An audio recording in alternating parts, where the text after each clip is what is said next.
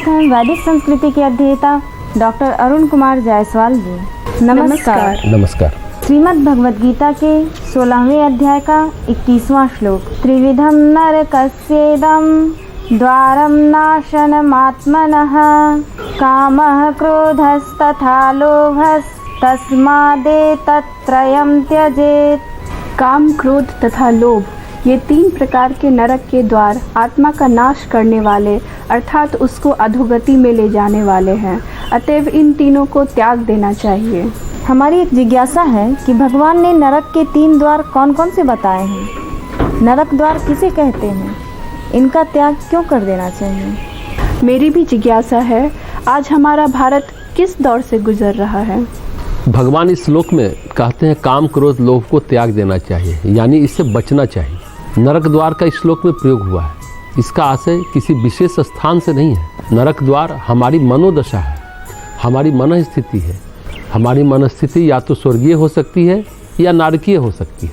भगवान बताते हैं नारकीय जीवन का द्वार 3 तरह का है। हम आत्मनाश के लिए, आत्महन के लिए तीनों द्वार से प्रवेश कर सकते हैं, या 1 या 2 द्वार से भी कर सकते हैं। तीनों में से किसी भी एक के द्वारा नारकीय परिस्थिति में आया जा सकता है। 3 आकर्षक द्वार हैं, काम, क्रोध और लोभ। ये 3 नारकीय जीवन के प्रवेश द्वार हैं। एक निश्चित स्तर के परे वासना किसी को पूर्णतः नारकीय स्थिति में ले जा सकती है। ये अन्य सभ्यताओं और आधुनिक सभ्यताओं में हम देख सकते हैं। इतिहास की अनेक त्रासदियों में इसे देखा जा सकता है। जब कोई अपनी सीमाओं का अतिक्रमण करता है तो उसे कष्ट में ले जाता है। सभी शारीरिक और मानसिक रुग्णताएं इसी का परिणाम होती हैं।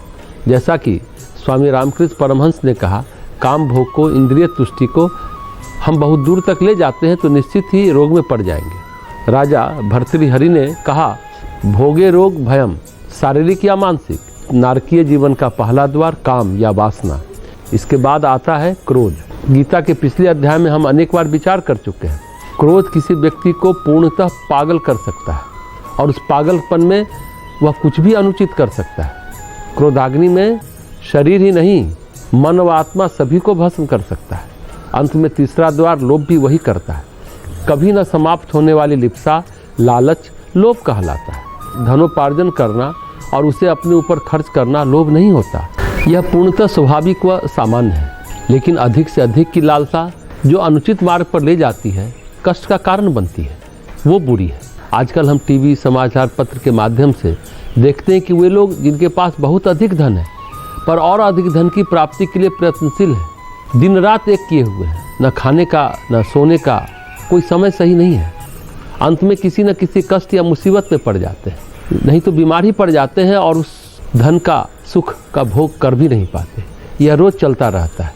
यह जानना अच्छा है क्या सही है क्या गलत है। सामान्य जीवन में थोड़ा काम होता है, थोड़ा क्रोध होता है, थोड़ा लोभ, यह निषिद्ध नहीं है। मनोविज्ञान बताता है कि थोड़ा क्रोध जीवन के लिए आवश्यक है, नहीं तो हम भले बने रहेंगे और कोई भी हमसे किसी प्रकार का व्यवहार कर सकता है। ऐसा नहीं होना चाहिए। अतः थोड़ा क्रोध जरूरी है, जिसे मन्यु कहते हैं। हमें ऐसी ऊर्जा को केवल सृजनात्मक या निर्माण में लगाना चाहिए। इसे मनोविज्ञान में सात्विक या न्याय संगत क्रोध कहते हैं। जब हम किसी धनवान या निर्धन को सताते देखते हैं तो हमें चुप नहीं रहना चाहिए। ऐसे लोगों के खिलाफ सही तरीके से आवाज़ उठाना चाहिए। जब हम विरोध करते हैं तो क्रोध आता है। यह क्रोध सृजनात्मक है। मानव जीवन में इस रचनात्मक क्रोध, जिसे हम मन्यु कहते हैं, इसका स्थान है। अगर नहीं है तो हम इस तरह से प्रभावहीन हो जाते हैं। अगर बुराई के प्रति क्रोध न हो तो समाज में त्रुटियां और अन्याय बढ़ते चले जाएंगे और हम स्वनिर्मित नरक में रहेंगे। अतः क्रोध की सकारात्मक भूमिका भी है। क्रोध का हमारे जीवन में वही स्थान है जो हमारे मानव जीवन में शारीरिक पीड़ा का स्थान है। हम पीड़ा नहीं चाहते और पीड़ा के बिना हम मर जाएंगे। वेदना हमें चेतावनी देती है। वेदना का मानव संरक्षण में काफ़ी बड़ा मूल्य है। उसी प्रकार क्रोध का भी सृजनात्मक मूल्य है, लेकिन वह नियंत्रित, अनुशासित क्रोध होना चाहिए, न कि क्रोध का हिंसक रूप में फट पड़ना। यहाँ हम सब कुछ खो बैठते हैं। अतः क्रोध एक स्तर पर सकारात्मक है तो दूसरे स्तर पर नकारात्मक है। यह अंतर हमें स्वयं के विवेक से जानना होगा। नैतिक जीवन में या उच्च चरित्र में जीवन को विवेक की काफ़ी ज़रूरत है। यह सही है या गलत है, मुझे कितना आगे तक जाना चाहिए, कब रुक जाना चाहिए, यह ज्ञान हमें होना चाहिए। लेकिन ऊर्जा की सबको आवश्यकता है और क्रोध एक ऊर्जा है। हमें वह ऊर्जा समाज में न्याय के लिए, कल्याण आदि काम में लेना चाहिए। सब कुछ अनुशासित ढंग से करना चाहिए, उसका मानव जीवन में, मानव समाज में एक स्थान है। लेकिन उसके परे काम, क्रोध, लोभ के द्वार नरक के द्वार बन जाते हैं जब उन पर किसी का नियंत्रण नहीं रहता। वे हमें सभी समय नियंत्रित करते हैं, तब यह बहुत बुरा है। प्रत्येक भाव या भावुकता हमारे नियंत्रण में रहनी चाहिए। नियंत्रण से परे वे हमें नष्ट कर देंगे। वे गहन ऊर्जा के स्रोत हैं। एक महत्वपूर्ण बात, बुद्धि के पास बहुत कम ऊर्जा है, पर भावनाओं और भावुकता के पास अत्यधिक ऊर्जा है और बुद्धि उन्हें नियंत्रित करती है। एक दूसरे प्रकार की ऊर्जा द्वारा, ज्ञान की ऊर्जा के द्वारा, विवेक की ऊर्जा के द्वारा, यानी बुद्धि नियंत्रण के लिए है। अतः भिन्न भिन्न और आश्चर्यजनक ऊर्जा मनुष्य में छुपी है। बौद्धिक ऊर्जा विवेक है, निर्णय है। इन व्यापक ऊर्जाओं को नियंत्रित करने के लिए जो भावुकता की प्रणाली में कार्य करती है, हमारे अंदर वह शक्ति चाहिए। इंद्रियों में जो ऊर्जा कार्य करती है उसकी तुलना घोड़े से की जाती है। घोड़े नियंत्रण में होते हैं तो यात्रा सुखद होती है। कठोपनिषद के 3 अध्याय में यही बात कही गई है। काम, क्रोध, लोभ, इन तीनों को त्याग दो। हमें इनके नियंत्रण में नहीं फंसना चाहिए, उन्हें हम पर हावी होने नहीं देना चाहिए। हमें स्वामी होना चाहिए, न कि उन्हें अपना स्वामी बनने देना चाहिए। समाज में सभी नैतिक विकास काम, क्रोध, लोभ के अनुशासन से होता है। अगर अनुशासन नहीं होता तो समाज का नैतिक विकास नहीं हो सकता। फिर समाज अनैतिक हो जाएगा, जिसकी कोई आंतरिक शक्ति नहीं होती। उस समाज या उस सभ्यता का फिर अंत हो जाएगा। एडवर्ड जीवन की एक पुस्तक है, the decline and fall of Roman empire. Roman साम्राज्य का अधोपतन किताब में हम देखते हैं कि रोमन साम्राज्य में 3 शक्तियाँ बहुत बलशाली हो गई थी। कोई अपने आप को नियंत्रित नहीं कर सकता था। एक सम्राट ने दूसरे की हत्या की, कुछ दिन बाद उसकी हत्या कर दी गई। रोमन सेना को एक बहुत बड़ी धनराशि देनी पड़ती थी। धनराशि देने पर सेना उसे समाप्त कर देती थी। उस महान रोमन साम्राज्य में इस तरह की बाधाएं मानव जीवन में आई।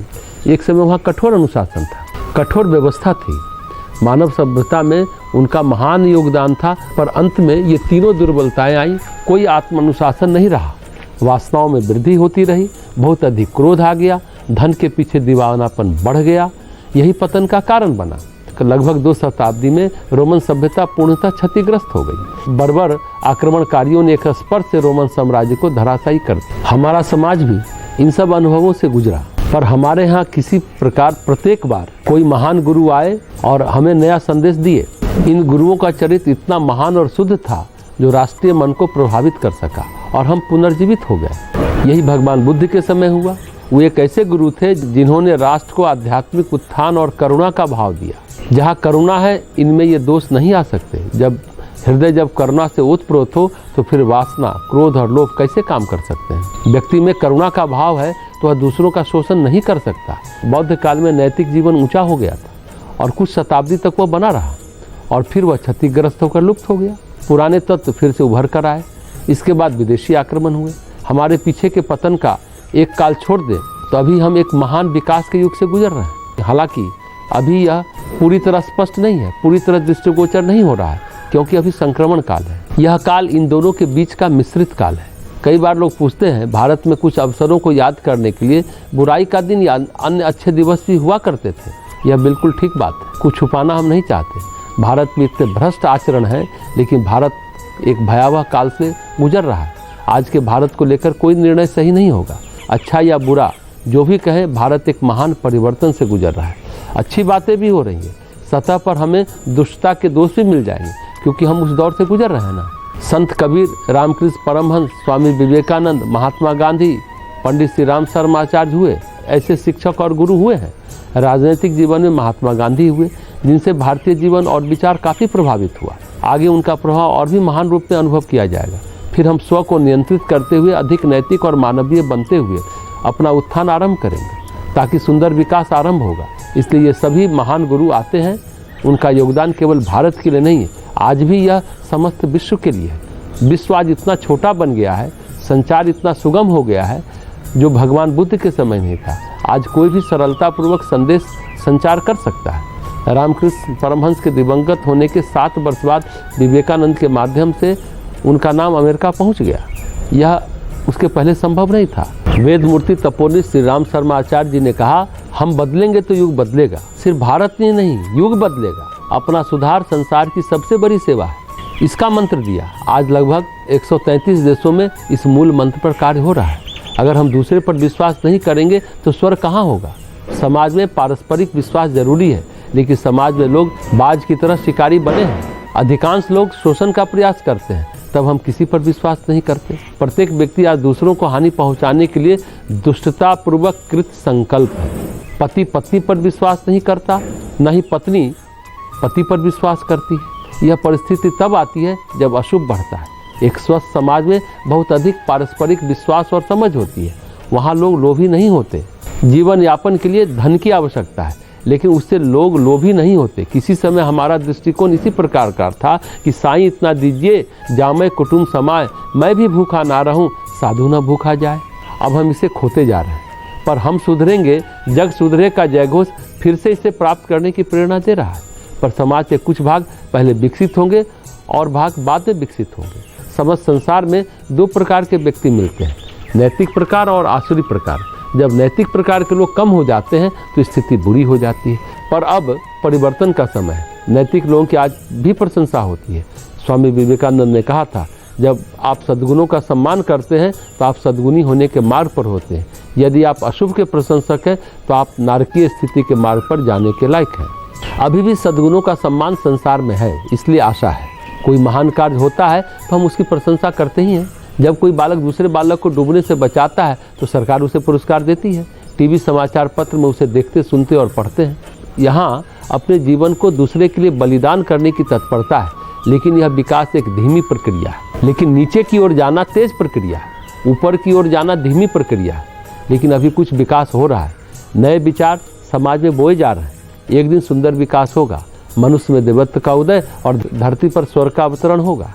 अतः समाज में महान विचार हम सभी को डालना चाहिए। समाज एक बर्तन की भांति है जिसमें कुछ पक रहा है। हम उसमें कुछ नैतिक विचार भी डाल देते हैं तो अंत में जो कुछ बाहर आएगा वो बहुत अच्छा समाज होगा। नैतिक मूल्य वाले, दैवी संपत्ति वाले होंगे। भारत के लोगों का यह विश्वास है। आज हम अगर नीचे जा रहे हैं तो फिर ऊपर उठेंगे। अभी हम नीचे आ गए हैं पर धीरे धीरे ऊपर उठ रहे हैं। ये सद्गुण हमारे अंदर विकसित करने के लिए नई शक्तियाँ आ गई हैं।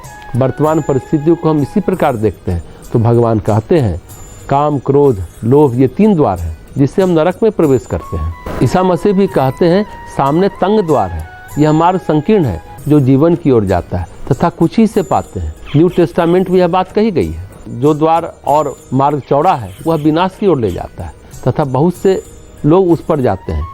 तो दैवी संपत्ति के लिए कहा गया, सामने तंग द्वार है, मार्ग संकीर्ण है जो जीवन की ओर जाता है तथा कुछ लोग ही से पाते हैं। आसुरी संपत्ति के लिए कहा गया, वह द्वार चौड़ा है, मार्ग चौड़ा है जो विनाश की ओर जाता है तथा बहुत से लोग उस तरफ जाते हैं। काम, क्रोध, लोभ के मार्ग चौड़े हैं जिसे लोग ज़्यादा पसंद करते हैं और जो जाते हैं वो कष्ट पाते हैं और नष्ट हो जाते हैं। कभी कभी उनमें होश आता है और वे नैतिक बात पर आने की कोशिश करते हैं। जैसा हमने पिछले श्लोक में भी कहा, दमित काम ही क्रोध बनता है, अनियंत्रित काम ही लोभ और मोह बनता है। तो मूलतः काम से ही जुड़ी हुई सारी बातें, हम कामना का, वासना का भावना में परिवर्तन करें तो बात बनती चली जाएगी। लेकिन होश तब आता है जब सब कुछ खत्म हो जाता है। स्वामी विवेकानंद भी कहते हैं, जीवन की समझ तब विकसित होती है जब चलने का वक्त आ जाता है। यही विडंबना है। समय पर हम अपने को सुधारें, चेत जाएं और समय पर अपने को बदल डालें तो अपना भी और साथ साथ समाज का भी और राष्ट्र और विश्व का भी विकास होता चला जाए।